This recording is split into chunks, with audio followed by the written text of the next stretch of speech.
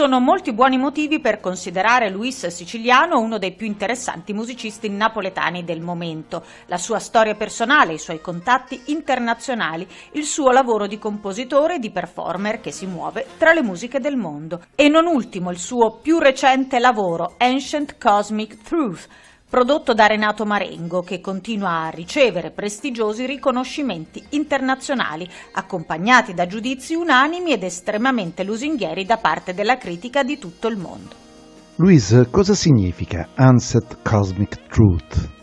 Facendo una traduzione letteraria significa l'antica verità cosmica. Io da sempre mi occupo e sono un curioso, studio le teorie cognitive, la psicanalisi, la psicoterapia e questa capacità della musica di portarti in quell'universo sterminato che si chiama emisfero destro, che è il famoso inconscio del quale tutti parliamo, no?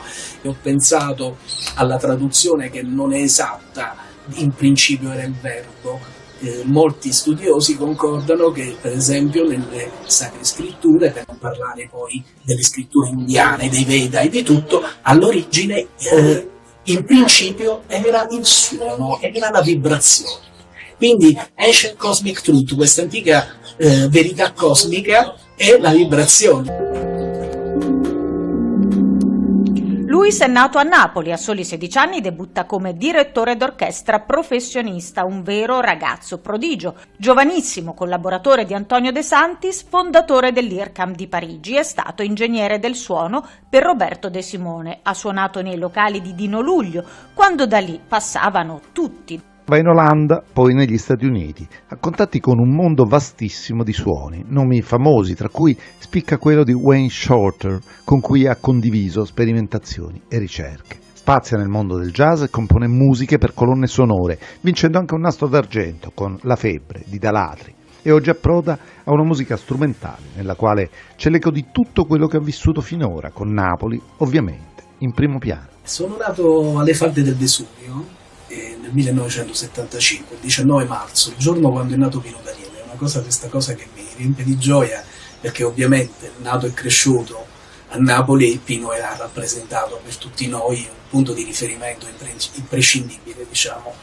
Ho avuto poi la fortuna, crescendo, di iniziare a suonare nei locali di Dino Luglio nei primi anni 90. In quegli anni, proprio perché c'era la base NATO, tu all'improvviso vedevi nel locale che arrivava un signore, magari afroamericano, con una borsa, con una cosa, apriva, tirava fuori un sax e aveva una tecnica sbalorditiva, un fraseggio pazzesco, e tu ti ritrovavi a fare una jam session con un musicista di livello straordinario. Napoli offriva questo.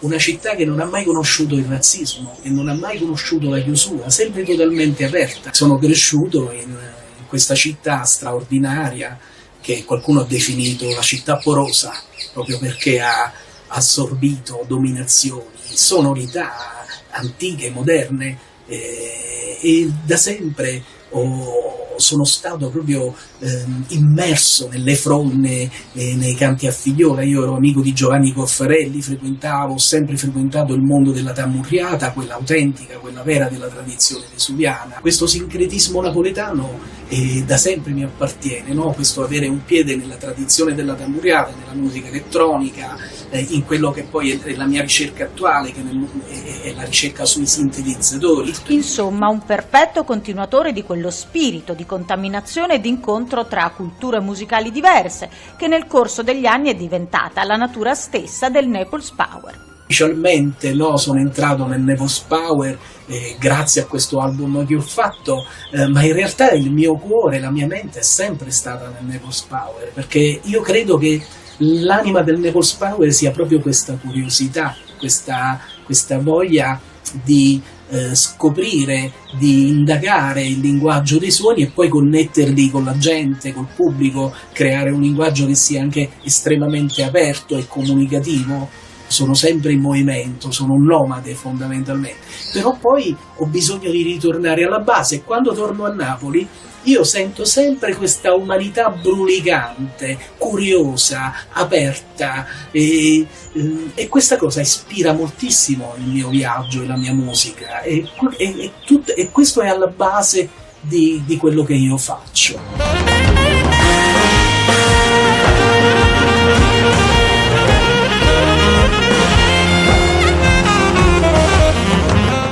Il Nepospal continua dunque anche nell'era del multiverso musicale, con lo spirito di sempre in un nuovo, affascinante universo sonoro.